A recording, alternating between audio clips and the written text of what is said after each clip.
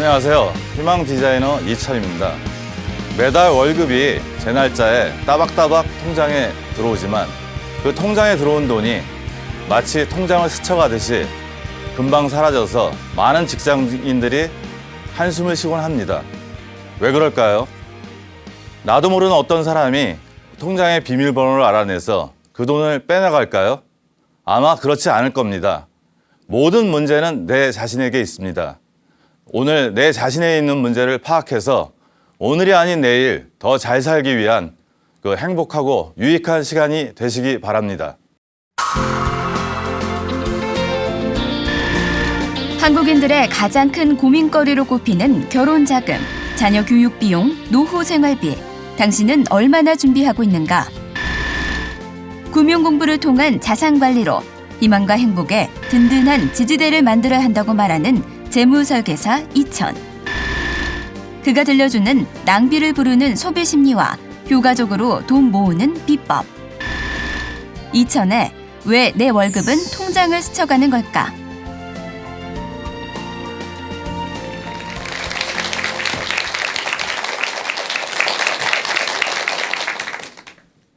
네, 안녕하세요. 희망 디자이너 이철입니다.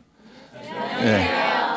제가 제 별명을 이제 희망 디자이너라고 짓는데 보통 고객분들이 저를 만나고 나면 그 상담을 끝내고 난 후에 희망이 생긴다고 해서 제 별명을 희망 디자이너라고 짓는데 저도 아주 좋아하는 별명입니다. 네. 여러분들 어떻게 생각하십니까? 좋아요. 예, 오늘 강의를 열심히 잘 들으시면 강의를 끝나고 돌아가실 때는 아마 희망을 가득 담고 돌아가실 수 있을 거라고 생각을 합니다. 네. 저는 2007년 금융회사가 당신에게 알려주지 않는 진실을 시작으로 해서 지난달에 왜 내 월급은 통장을 스쳐가는 걸까? 이 책을 통해 총 7권의 책을 출간했습니다. 요 이제 그림을 보다 보면 제가 이제 강의를 준비하다 보니까 인터넷을 이렇게 조회하다 보니까 요 웹툰 이미지가 있는데 상당히 공감이 가는 이미지가 돼 갖고 제가 한번 뽑아봤습니다. 윗그림을 보면 제일 윗글자에 내 월급이 로그인 됐습니다. 이렇게 되고 그 다음에 보시면 공공카드 퍼가요. XX카드 퍼가요. 교통카드 퍼가요. 그 다음에 이제 월급이 로그아웃 됐습니다. 이렇게 나오죠. 저 밑에 계신 그 직장인의 모습 어떻습니까? 네, 본인들 모습이 저렇지는 혹시 않으시죠? 혹시 오늘 본인들의 모습이 저런 어떤 공감대를 형성한다면 오늘 강의를 열심히 드시면 여러분들 돈이 통장을 스쳐가는 게 아니고 통장에 오랫동안 머무르는 놀라운 경험을 하시게 될 겁니다. 오늘 주로 이제 강의하는 부분은 이제 그 돈을 세는 습관에 대해서 먼저 알아보고 그 다음에 돈을 모으는 방법을 배우고 익혀서 행복한 부자가 되는 게 목적이거든요. 그래서 저는 이제 많은 분들하고 이제 상담을 하다 보면 이게 돈을 많이 번다고 해서 돈을 많이 모으는 것도 아니고 돈을 적게 번다고 해서 돈을 적게 모으는 것도 아니더라고요. 그러니까 잘 쓰는 게 이제 굉장히 중요한 요소가 되는 거고요. 잘 쓴다는 것은 뭐냐면 돈을 많이 쓰신다는 게 잘 쓴다는 거 아닙니다. 현명하게 꼭 필요한 그런 어떤 소비를 정해놓고 거기에 맞춰 쓰시는 그 부분들이 중요한 부분이고요. 그래서 이제 첫 번째로 이제 제가 이렇게 보면 대부분 저희가 상담을 하다 보면 처음에는 어떤 목표를 잡고 기간을 잡고 현재 이제 보유하고 계신 자산이나 뭐 이런 부분들에 대해서 파악을 하게 됩니다. 그 다음에 이제 체크하는 부분들이 본인들이 이제 쓰시는 가계부 같은 부분들을 쓰고 있거든요. 그래서 핸드폰 비용이 얼마인지 아니면 관리비를 얼마를 내는지 아니면 옷을 얼마 내는지 뭐 이런 부분들을 체크하는데 가끔 이런 분들이 계세요. 뭐냐면 생활비 저는 다 잘 모르겠고요. 저 카드값으로 150만 원 나갑니다. 네. 뭐 200만 원 나갑니다. 이렇게 돼서 사실은 본인들의 어떤 소비 패턴에 대해서 모르는 부분들이 가장 큰 문제가 되는 부분이죠. 그래서 제가 이제 그 제목에 보면 이제 신데렐라 뭐 이런 얘기 나오죠. 제가 이제 오래전에 상담했던 고객분 중에 한 분이 이제 직장 들어가서 한 2년 차 뭐 이런 부분 되시는 분이었어요. 그러니까 직장 생활 한 1년 정도 하실 때까지만 해도 워낙 에너지가 뛰어넘치시는 분이다 보니까 일주일에 한 두세 번, 세네 번은 시내에서 친구들하고 뭐 만나서 논다든지 아니면 뭐 저녁을 먹는다든지 아니면 쇼핑을 한다든지 뭐 이렇게 하는데 이 친구의 가장 큰 문제는 뭐냐면 교통비였어요. 사는 곳이 어디냐면 경기도 외곽 지역이었는데요. 근무하는 지역은 서울 그 중심의 시청 앞이었어요. 이분이 12시 이전에 집에 가면 버스를 타고 한 2, 3천 원 정도만 내면 집에 갈 수 있는데 만약에 12시가 넘어가면 택시비만 한 4만 원 정도 한다는 얘기죠. 한 번 낼 때. 그러니까 제가 신데렐라고 얘기한 거는 12시를 기점으로 저분의 소비 패턴은 완전히 바뀐다는 얘기죠. 그래서 한 달에 한 몇 번 정도나 그러면 택시를 탑니까? 했을 때 답이 어땠을까요? 거의 다는 아닐 것 같고요. 제가 볼 때 뭐냐면 잘 모르겠다고 그러더라고요. 한 4, 5번 정도 될 거라고 얘기를 하더라고요. 그래서 저희는 이제 상담이 보통 시작되면 한두 번에 끝나는 게 아니고 한 2, 3번 정도 해서 한 3주, 4주 정도 이렇게 걸리기 때문에 제가 숙제를 내줍니다.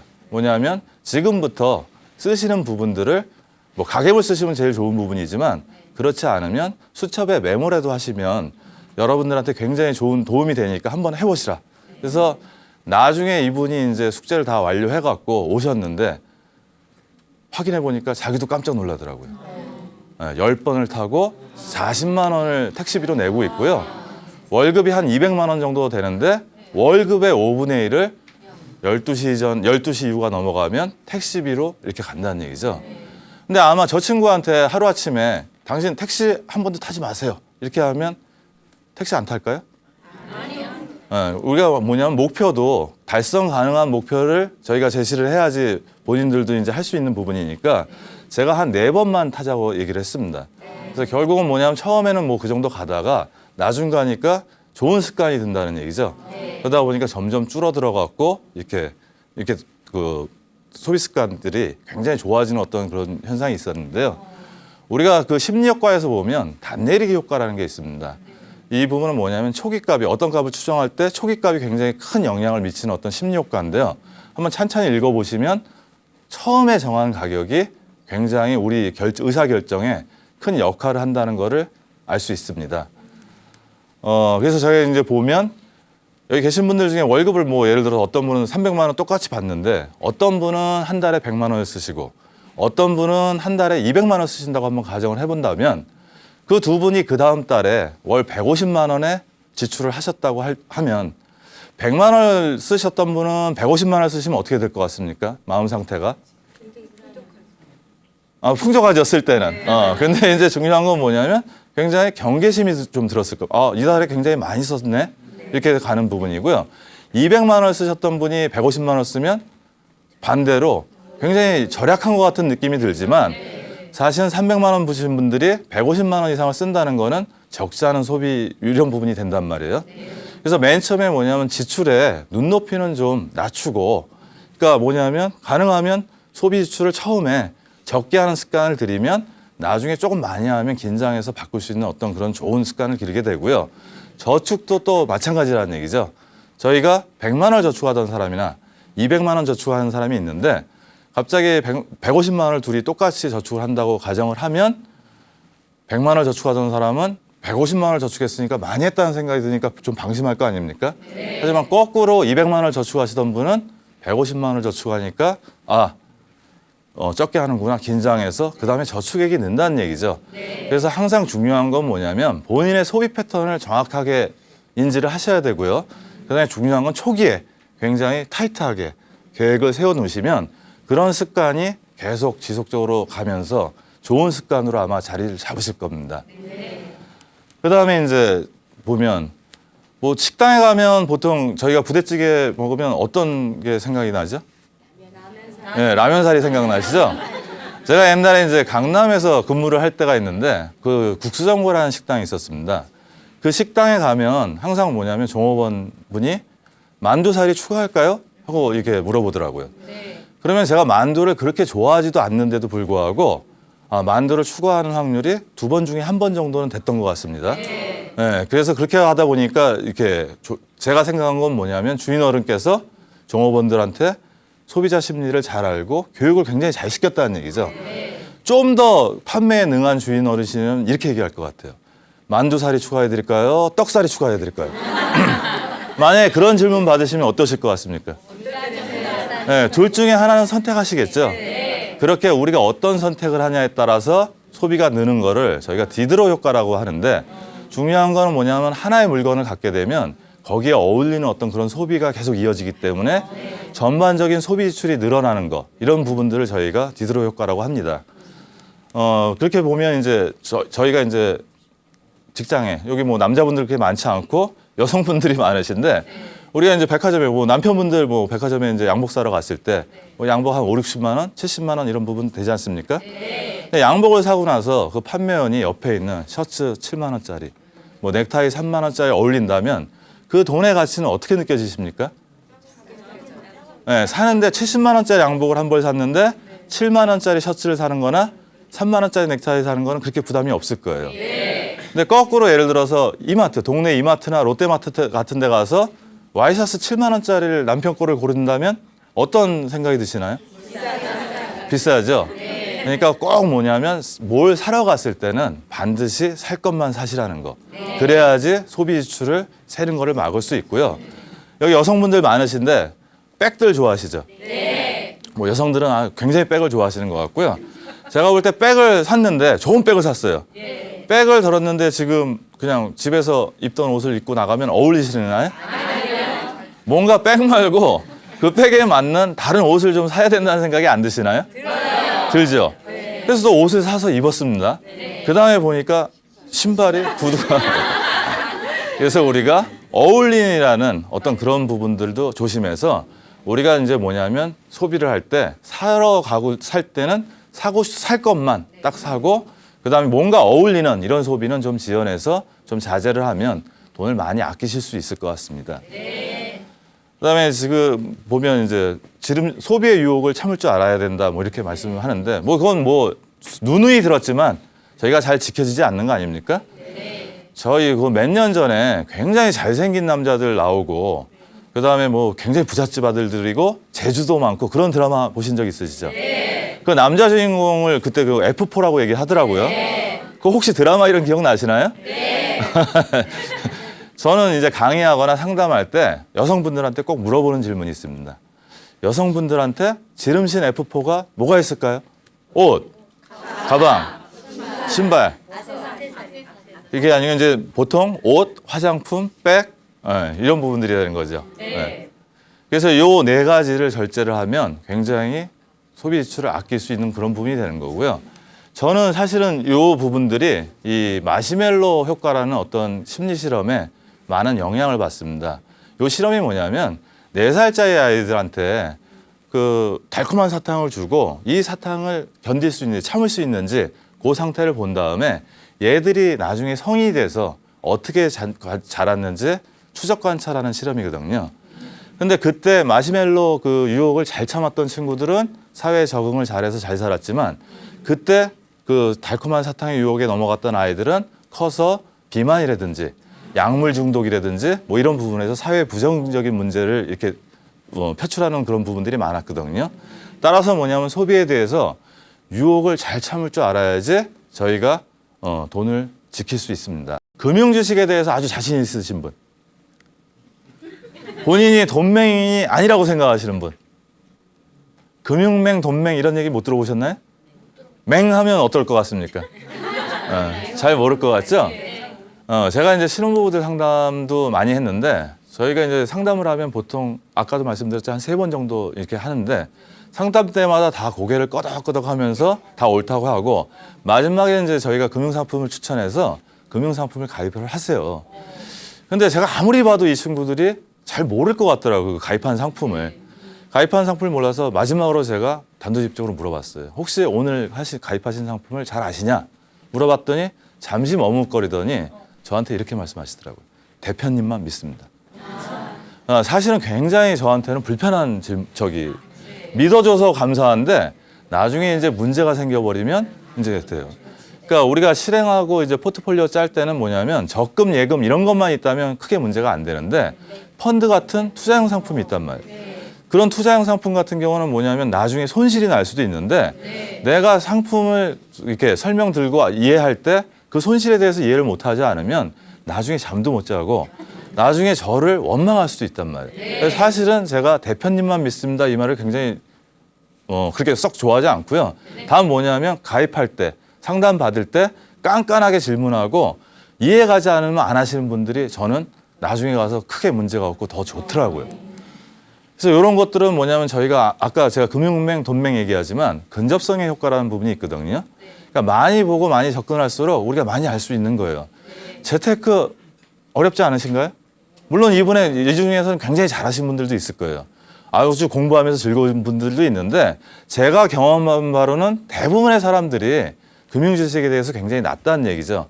특히 보험 같은 경우 상당히 어렵지 않나요? 용어도 어렵고 이해도 못했고 막상 일이 있어서 병원 가봤더니 보장도 안 되고 이런 경우가 많이 있어요. 그래서 저희가 그 재테크에 대해서는 자꾸 관심을 가져야 되는 그런 부분들이 있고요. 아주 쉽게 생각하면 이런 거예요. 제가 항상 받는 질문이 어떤 금융 상품에 가입하면 좋아요? 이런 질문을 많이 받는데 저는 그때 이제 대질문을 합니다. 어떤 질문을 하냐면 그 돈을 모아서 뭐에 쓰실 거냐? 언제 쓰실 거냐?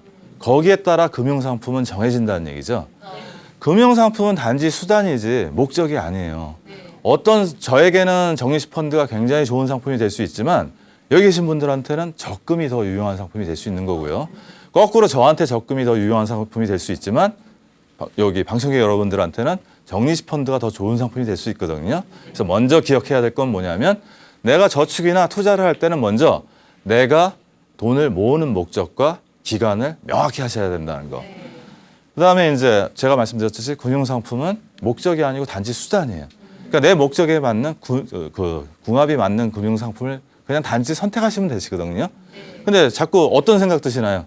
아까도 제가 질문을 받은 것 같은데 자꾸 저한테 이런 얘기를 해요. 펀드 하나 찍어주세요. 좋은 주식 찍어주세요. 좋은 부동산 찍어주세요. 이런 질문을 하는데 그 상품이 옳은 상품이 아니고 나하고 목적, 궁합이 맞아야 된다는 거. 네.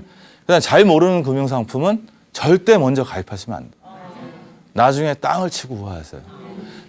이익이 났을 때는 또 문제예요. 뭐냐면 다음에 또 가입하니까. 그러다 큰 코 다치는 경우가 생기기 때문에 반드시 내가 모르는 상품은 먼저 공부하고 그 다음에 이해 갔을 때 가입하시면 크게 낭패를 보지 않으실 겁니다.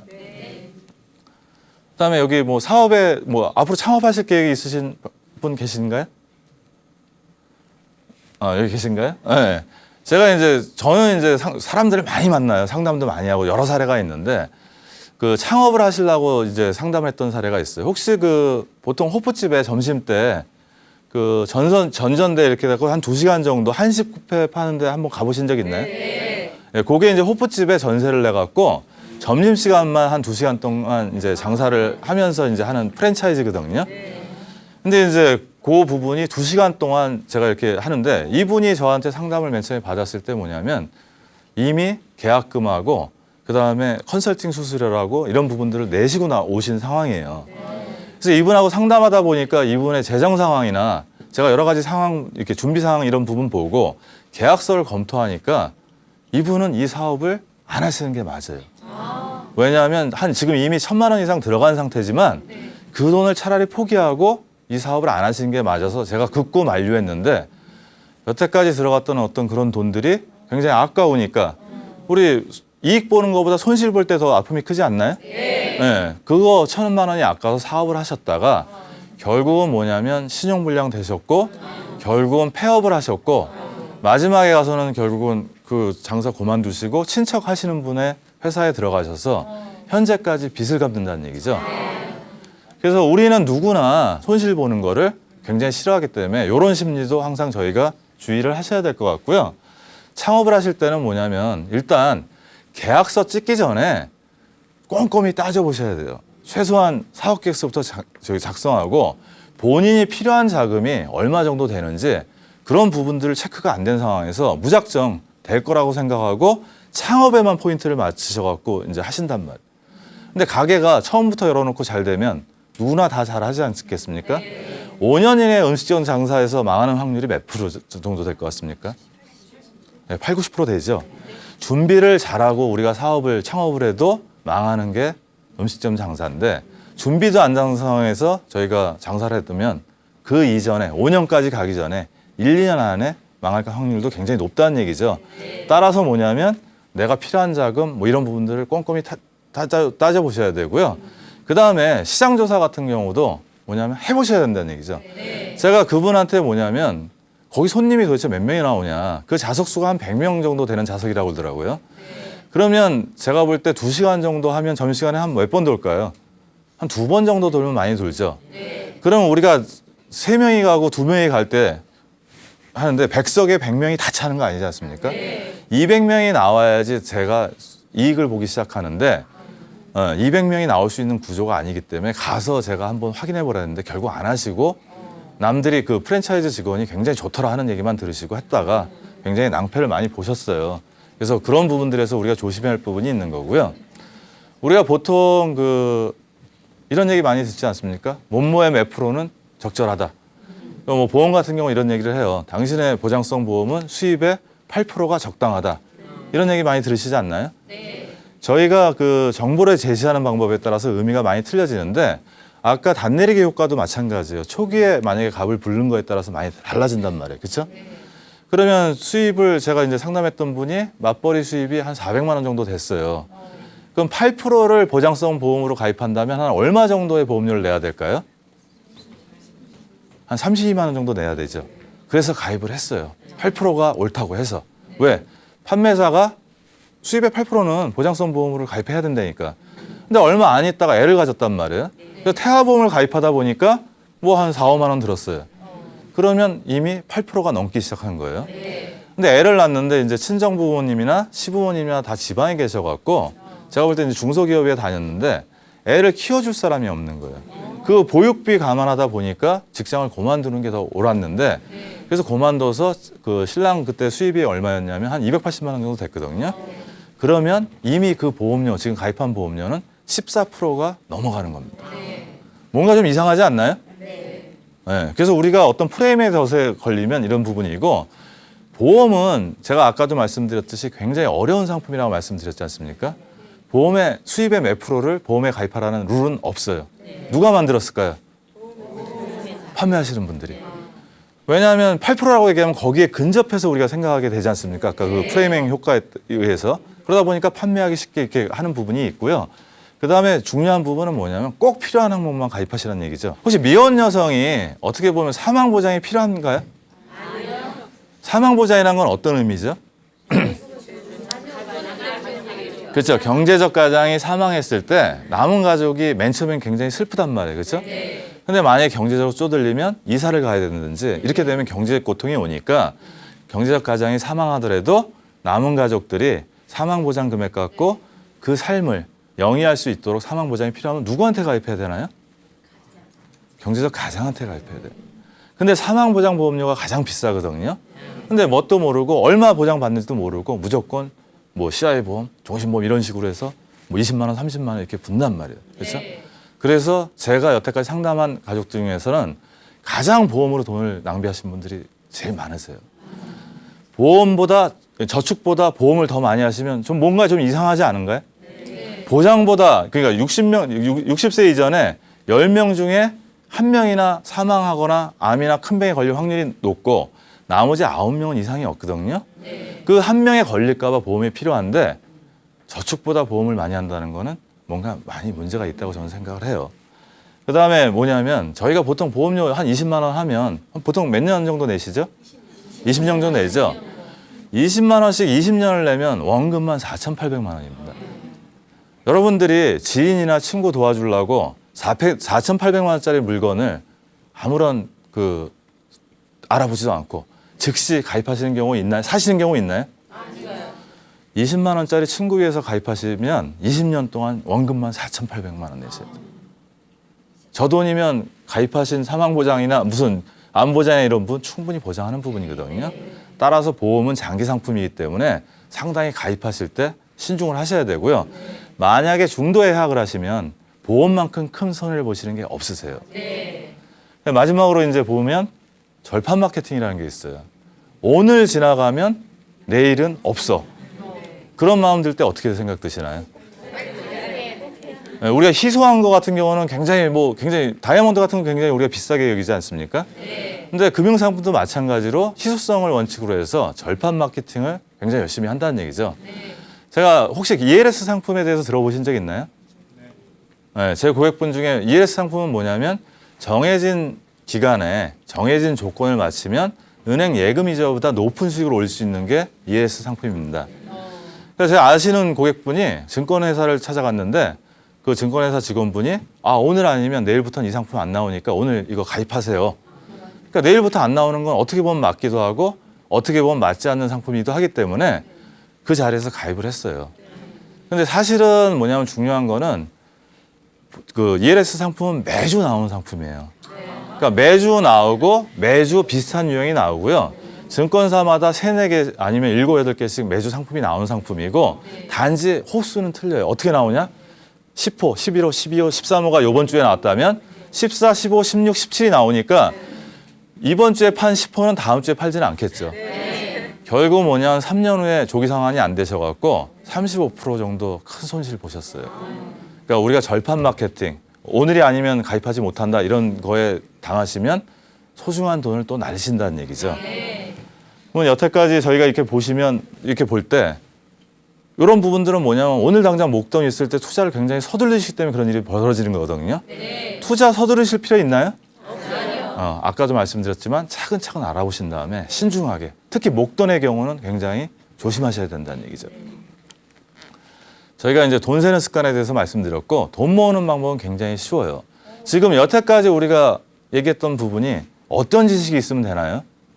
지금 제가 쭉 말씀드렸던 한 7가지 정도가 돈에 대한 지식, 돈에 대한 성질, 금융에 대한 지식을 좀 알면 좀 그런 위험을 좀 피해 나가지 않을까요? 그래서 제일 중요한 건 기본기가 금융 지식부터 업을 시켜야 되는 부분이고요. 그다음에 아까도 말씀드렸지만 목표부터 정하고 지금 사시면 뭐냐면 지금부터 돌아가실 때까지 여러 가지 목표가 있다는 얘기죠. 결혼을 안 하셨으면 결혼 자금이 가장 큰 목표고 아이를 낳았다면 아이들 교육 자금이 있는 거고요. 그다음에 이제 노후 자금은 누구한테나 공통적으로 다 중요한 부분이거든요. 이런 부분에 대해서 목표를 정하시고 거기에 필요한 금액이 얼마인지 산출해 보시고 그럼 나는 얼마 정도를 거기에 투여할 수 있는지 한번 살펴보셔야 된다는 얘기죠. 그다음에 보시면 저축부터 남는 돈 쓰라고요. 이런 얘기 많이 들어보셨죠? 근데 아까 보셨지만 아까 첫 번째 사례에서 보셨지만 얼마 쓰는지 모르시는 분이 있단 말이에요. 그런 분이 의욕으로 내가 수입의 70%는 저축을 해야지 이러면 저축하실 수 있나요? 못해요. 한두 달은 할 수 있어요. 근데 3, 4달 이렇게 되면 못 하시고요. 다이어트에 우리 요요 현상이 있죠? 재테크에도 요요 현상이 있어요. 한두 달 동안 너무 빡세게 아껴버리면 그 다음에는 뭐냐면 다시는 하고 싶지 않아서 1, 2년 정도 이렇게 도망가셨다 오시는 분들도 있어요. 그래서 뭐냐면 남는 돈이 얼마인지를 알려면 먼저 내가 쓰는 돈에 대해서 먼저 파악을 하시고요. 그 다음부터는 맞는 게 뭐냐면 강제저축 시스템을 만들어서 저축부터 하고 남는 돈을 쓰시고요. 제가 돈을 진짜 잘 모으는 비법 하나 가르쳐 드릴까요? 네. 그달에 돈이 없으면 돈 쓰지 마세요. 다음 달 월급 받으실 때까지 참으세요. 아까 유혹을 잘 참은 사람들이 나중에 돈을 모으실 확률이 굉장히 높으시잖아요. 그렇죠? 뭐 그런 부분에서 우리 고민을 하고요. 그다음에 지금 쭉 얘기하시면 아까 노후 자금도 얘기했고 결혼 자금도 얘기했고 뭔가 책임과 의무 같지 않나요? 본인들만을 위한 통장이 좀 있었으면 좋지 않겠나요? 네. 제가 옛날에 상담했더니 이제 저는 미혼 여성들 이렇게 상담하다 보면 제일 로망을 갖고 싶어하는 통장이 평생 여행을 하면서 살고 싶다고 하더라고요. 그래서 처음에 평생 여행 통장을 만들어 드렸고요. 그다음에 이제 평생 여가 통장이라는 걸 만들어 드렸어요. 거기 발전해서. 근데 저번에 이제 아까 그 신혼부부인데 그 상담을 다 끝내신 다음에 이제 남자분은 이제 다른 걸 하는데 여성분은 다른 통장은 안 드시고요. 통장 저랑 상담은 많이 만들어지거든요. 조통장만 소중하게 꼭 쥐고 계시더라고요. 네. 다른 통장은 별로 관심이 없으셨어요. 네. 그래서 뭐냐면 다른 목표를 위해서 저축하는 것도 굉장히 참아야 되는 역할들이 많기 때문에 나만을 위한 통장, 그런 통장들을 우리가 하나쯤은 만들어서 힘들 때 저 통장을 바라보면서 인내하고 저축할 수 있는 어떤 그런 부분들을 저희가 지켜갔으면 좋겠고요. 그다음에 이제 여기 예적금만 주로 하시는 분들 안 계신가요? 은행에 예적금만 이용하시는 분들 많지 않은가요? 네. 되게 안전하죠, 그렇죠? 네. 은행에 예적금 절대 위험하지 않죠? 네. 위험하다고 하면 어떻게 생각하실 겁니까? 일단 5천만 원 이상 넣으시면 위험할 수도 있습니다. 은행이 망하면 예금자 보호가 안 되니까. 하지만 뭐냐면 은행의 예적금은 물가 상승률을 따라가지 못하면 인플레이션 위험이라는 게 있어요. 그러니까 오늘 예를 들어서 10,000원 주고 파스타 한 그릇을 사 먹었는데 물가 상승률이 4%라면 근데 내가 예금을 2% 해갖고 200원 이자를 얻었단 말입니다. 1년 후에 내 돈은 1,200원이 됐는데 파스타 가격은 얼마가 됐냐면 1,400원이 됐어요. 난 200원을 더해서 파스타를 사 먹어야 되니까 무조건 안전한 예적금만 능사가 아니고 돈은 목표와 기간이 정해져 있고 궁합이 맞는 상품들이 있어요. 아주 쉬워요. 2년 이내에 반드시 필요한 돈은 어디다 넣는 게 좋을까요? 예, 은행에 예적금을 이용하시는 게 좋습니다. 15년 이상 되는 장기 목표는 어떤 목표가 있으실까요? 예, 뭐 어린 자녀의 뭐 대학 학자금이라든지 아니면 노후 자금 이 두 가지밖에 없어요. 그때만 보험 상품을 이용하시면 돼요. 최소한 15년 이상이 돼야지 보험에 비과세나 복리나 이런 게 유리한 거지 2, 3년 복리 돼봐야 얼마 되겠습니까? 정해져 있어요. 그다음에 우리가 3 내지 뭐 한 15년 사이, 2년 내지 15년 사이에는 여유가 있는 돈은 저는 매월 적립하는 돈은 수익을 올릴 수 있는 뭐 적립식 같은 상품이 유리하다고 생각을 하고요. 목돈 같은 경우는 뭐냐면 일단 중요한 거는 안전이 먼저 중요해요. 내가 1억을 아니면 5천만 원을 모으는 데는 굉장히 오랜 시간이 걸리지 않습니까? 그런데 5천만 원의 1억을 반토막 내는 데는 제가 볼 때는 3개월도 채 안 걸리진다는 얘기죠. 그래서 남들이 좋더라 이렇게 해서 위험한 상품을 가입하는 게 아니고 일단 60, 70%는 안전한 상품을 골라내시고 3, 40%는 나의 투자 성향에 맞춰서 예금 이자보다 아니면 인플레이션율보다 조금이라도 더 높은 1, 2%, 2, 3% 정도 뭐 50%, 100%가 아니고요. 그 정도 눌리려는 우리가 그런 목표를 가지시면 아마 우리가 돈 모으는 데는 굉장히 현명한 방법일 것 같습니다. 그래서 오늘 이제 정리를 이제 쭉 하면 뭐냐면 이런 거죠. 돈 세는 습관을 잘 잡아서 돈 모으는 방법을 배우고 익혀서 행복한 부자 되는 게 여러분들 꿈 아니신가요? 사실은 요 짧은 시간 동안 여러분들한테 모든 걸 알려드리기는 굉장히 힘듭니다. 하지만 오늘을 계기로 해서 여기 계신 분들이 금융에 대해서 관심을 가지시고 또 돈을 내가 여태까지 세는 거에 대해서 좀 이렇게 느꼈구나 이런 감정을 가지시고 오늘 돌아가신다면 아마 오늘 많은 걸 얻으실 수 있을 것 같고요. 지금부터는 이제 저한테 궁금하신 거 있으시면 질문 한번 받아보겠습니다. 네, 어떤? 요즘 결혼하는데 돈이 너무 많이 드는데 결혼을 앞둔 신혼부부에게 조언이 있다면 어떤 건가요? 사실 결혼이 상당히 고민스러운 일입니다. 가장 고민스러운 건 어떤 문제일까요? 네, 신혼집이죠. 저는 이제 많은 신혼부부들을 제가 이제 커플리치라는 책을 출간한 적이 이제 집필한 적이 있어갖고 2012년에 그 책을 통해서 많은 분 신혼부부들이 저한테 상담을 받으러 왔는데 중요한 건 뭐냐면 결혼을 준비할 때 결혼식만 준비하세요. 아까 창업할 때 창업만 생각하지 않습니까? 반드시 알아야 될 건 뭐냐면 결혼식은 결혼의 시작이지 전부가 아니라는 거. 결혼은 뭐냐면 평생 행복하게 살 게 중요한 거지 단 한 번뿐인 결혼식을 위해서 그 유혹에 빠져서 소비하는 게 중요하지 않다는 얘기죠. 그래서 일단 중요한 부분은 뭐냐면 내가 몇 년 후에 결혼할지 목표를 정확하게 세워놓으시고요. 그 목표에 따라서 뭐냐면 돈을 모으시고 그다음에 가장 제가 드리고 싶은 얘기는 다 갖춰서 남들처럼 이렇게 그런 생각은 좀 버리셨으면 좋겠다는 거. 요새 대부분 맞벌이 하지 않으십니까? 처음에 내가 갖추고 싶은 거 아니면 빚을 지고 원했던 것들이 맞벌이로 한 2, 3년만 노력하시면 그때 결혼할 때 준비할 정도가 되거든요. 결혼식 준비에 아주 몰두하셨다가 이런 분들 많이 봤어요. 신혼여행 갔다 와서 몇 개월 지나 돈이 아쉽잖아요. 그때부터 너무 많이 쓴 돈에 대해서 후회한다는 얘기죠. 그래서 제가 다시 한번 말씀드리면 결혼식이 아니라 행복하게 오래 배우자와 살 결혼을 준비하라. 제가 이렇게 말씀을 드리고 싶네요. 또 질문 있으신가요? 네. 혹시 선생님은 지금 부자신지 네. 그리고 돈의 의미를 어떻게 생각하시는지 좀 궁금합니다. 일단 뭐 이게 자리가 너무 이렇게 들어가니까 질문 받고요. 저는 돈을 아주 많이 번 적도 있고요. 돈을 아주 못 번 적도 있어요. 근데 제가 느낀 건 뭐냐면 아까도 강의 중에 제가 얼핏 말씀드린 것 같은데 돈을 많이 번다고 해서 돈을 많이 모으는 것도 아니고 돈을 적게 번다고 해서 돈을 적게 모으는 것도 아닙니다. 저한테 중요한 돈의 의미는 뭐냐면 돈은 숭배할 대상은 아니에요. 다만 뭐냐면 나와 내 가족이 원하는 거, 필요한 걸 하기 위해서 반드시 필요하다는 얘기죠. 따라서 돈에 대해서 숭배하기보다는 돈에 대해서 경시하지 말고 꼭 필요한 만큼은 목표를 세워서 갖춰야 된다는 거. 그런 자세를 갖는 게 저한테는 굉장히 중요한 자세인 것 같습니다. 네. 그 질문 또 있으신가요? 예. 재테크하는 방법도 여러 가지 많은 것 같은데 잘할 수 있는 비결이 뭔지 좀 궁금합니다. 잘할 수 있는 비결이요? 오늘 다 얘기했는데 못 들으셨나요? 일단 아까도 말씀드렸듯이 저는 제일 중요하게 생각하는 건 뭐냐면 관심이에요. 그러니까 모든 게 이제 학교를 가더라도 우리가 공부를 하지 않으면 되지 않습니까? 대학을 가더라도. 금융 지식에서는 굉장히 공부를 해야 된다는 얘기죠. 근데 굉장히 어려워요. 어렵기 때문에 뭐냐면 우리가 자주 보셔야 된다는 얘기죠. 관심을 갖고 흥미를 가지고. 사실 2000년대 초중반에서 정기펀드 한창 열풍이고 글로벌 금융위기 터지기 전까지는 금융 지식이 굉장히 올라가고 있었어요.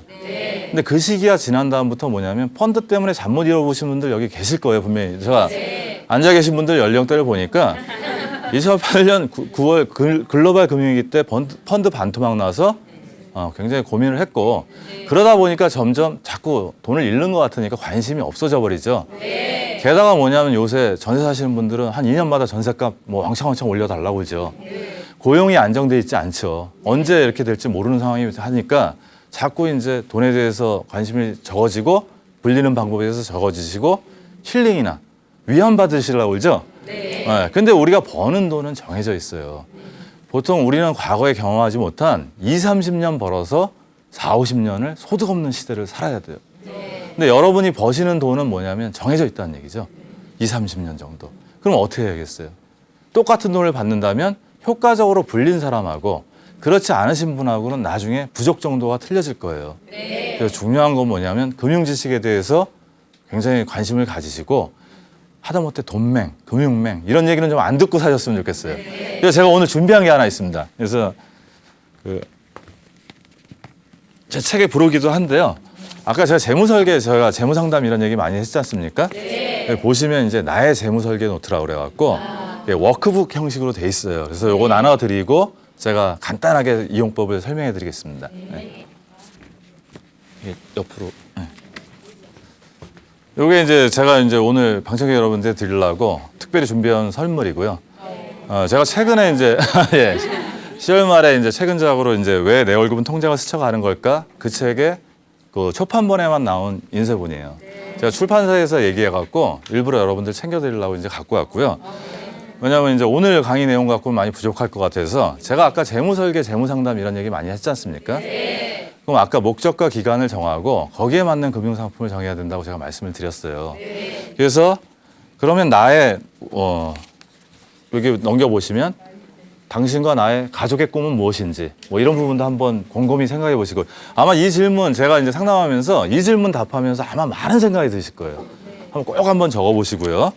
그다음에 재무설계가 무엇이고 재무설계가 왜 필요하고 그다음에 이제 재무설계에서 중요한 건 뭐냐면 목표를 잡고 현상을 파악하시는 게 중요하시거든요. 그래서 중간쯤 넘어보시면 이렇게 워크북식으로 해서 내 현재 자산 현황, 뭐 보험 가입, 뭐 그다음에 소비 지출 내역 뭐 이런 거 다 적게 돼 있는 부분들이 있거든요. 요거 오늘 돌아가셔서 오늘 강의 들으시니까 좀 동기부여가 되지 않나요? 의욕이 좀 나지 않나요? 꼭 한번 적어보셨으면 좋겠고요.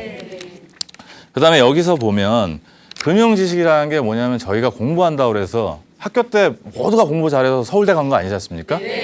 이게 어떤 분들은 좀 빠르신 분들이 있고 어떤 분들은 좀 약간 느리신 분들이 있으세요. 그러면 뭐냐면 옆에 전문가가 좀 필요한 부분도 있거든요. 이때 뭐냐면 제대로 된 전문가를 식별하는 어떤 그런 방법도 여기 있어요. 중요한 건 항상 전문가를 만나실 때 본인들이 전문가라는 사람은 별로 필요 없어요. 남들이 인정해 주는 전문가가 중요하고요.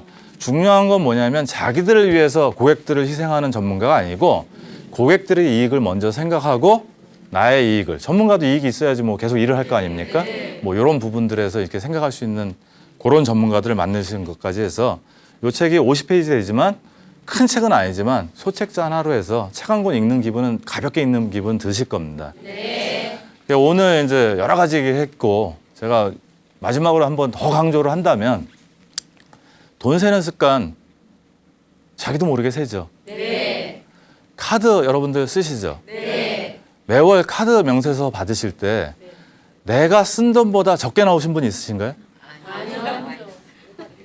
네, 많이 나왔어요. 그렇죠? 네. 많이 나온 거 계산하는데 그 가격이 틀린 그 금액이 틀린 거 보신 적 있나요? 맞아요. 카드 회사는 절대 틀리지 않아요. 네. 중요한 건 뭐냐면 내가 돈 세는 습관을 잘 잡고요. 그다음에 아까 말했듯이 제일 중요한 건 금융 지식부터 키우는 거예요.